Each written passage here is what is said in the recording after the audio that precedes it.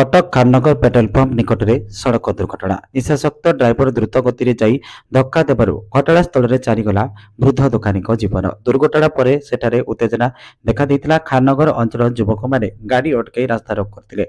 घटनास्थल में पुलिस पहुंची निशाशक्त ड्राइवर को गिरफ्त कर तदंत आरंभ करथिबा सूचना मिली।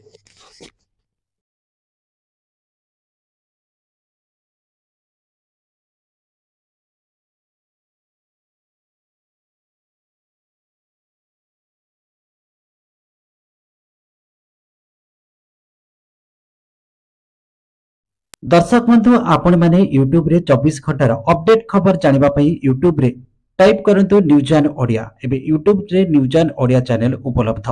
एतर उपभोग करंतु देखंतु जानतु 24 घंटार अपडेट खबर।